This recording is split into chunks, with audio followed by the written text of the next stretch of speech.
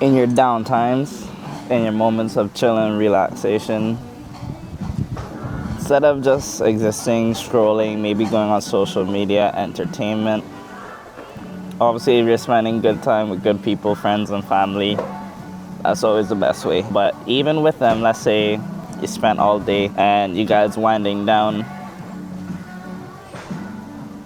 create some rituals for yourself. Like we as a society, we know that brings some structure, that brings some order, that some divine power, because we have Christmas. Oh, I hope I don't lose you. Please stay. I want you, I need you, oh God. Don't take these beautiful things that I've got. Please stay. I want you, I need you, oh God. Don't take these beautiful things that I've got. Oh, please don't take. We have New Year's rituals, light off the fireworks. We have Valentine's Day, we have birthdays we celebrate. And just like how we celebrate certain things, create rituals for yourself in preparation. You know, warriors before a battle, they have their certain rituals that they would do to bring them good fortunes.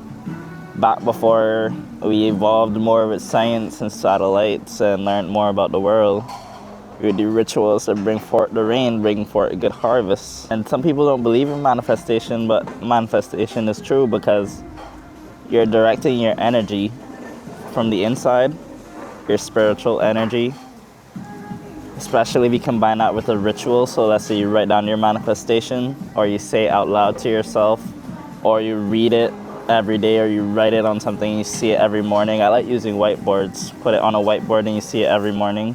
Your standards are too high.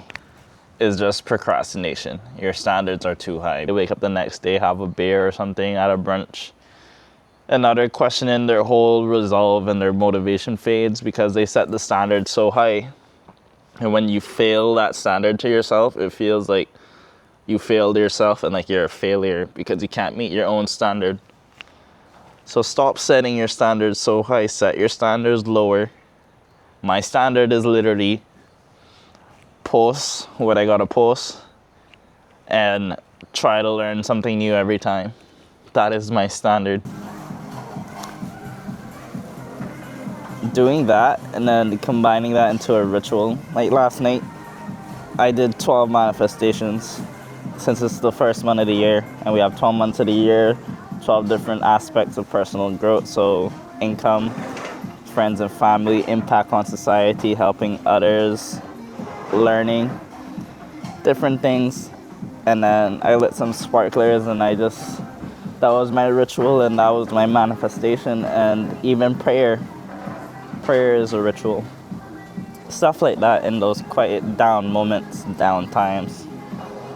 I think as a society we're kind of missing that. We're going to maybe to drinking or taking other things or casual hookups or just trying to do other things, but create rituals for yourself. Because this is stuff you can pass down to your friends, to your family, encourage them, because you're literally taking that energy that's not yet physical.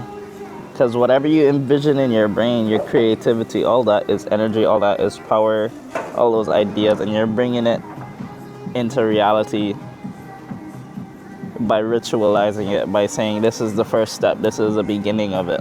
Because even when you're praying, that is a ritual in and of itself, because you're doing the ritual of speaking to the universe, speaking to God, and you're literally manifesting as well. You're asking for things that you would want, you're asking for blessings, praying over yourself, praying over others.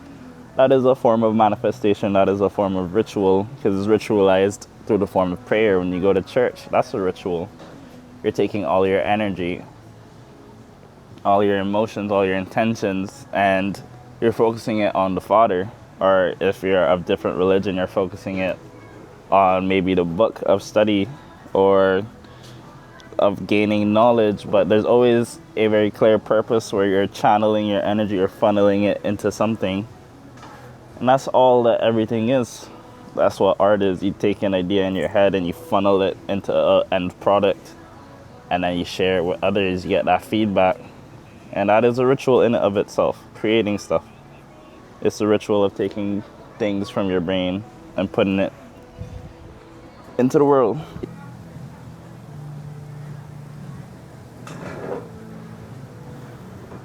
It makes a bigger difference than you would think. Even if you do it, you set it, forget about it, come back to it in another year, come back to it in 6 months. Your subconscious, you've already set that. It's already something that your brain is wrestling with. And your brain is very good at solving problems. Honestly, my advice would be, we all have goals, we all have things we want to achieve, lifestyles we want to live. Is yes, put in the work. Yes, discipline yourself, set yourself with routines, carve out time, eliminate distraction. But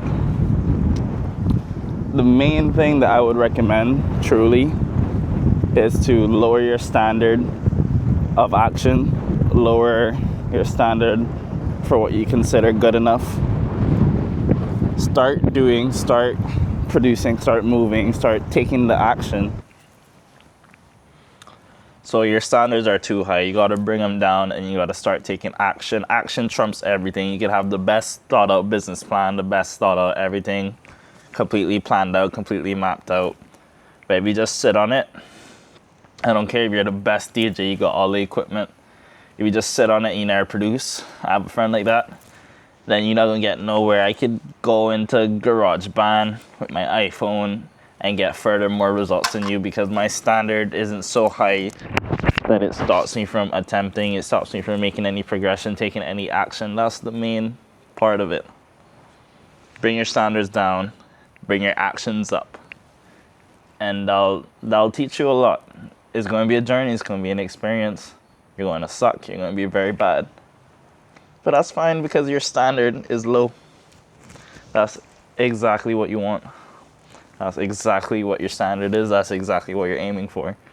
You're aiming for those bad drafts, those bad videos, those bad songs, to build you up, to give you experience. How do you think experience is gained? Lower your standards, but don't distract yourself.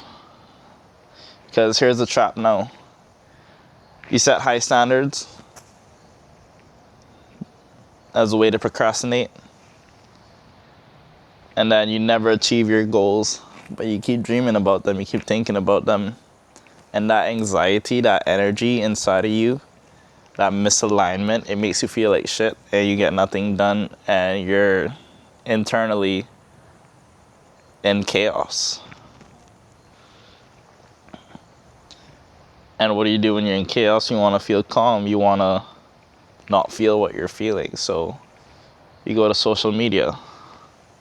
You go to drugs, you go to YouTube and other forms of content, Netflix, different programming, to where you don't have to listen to your own thoughts.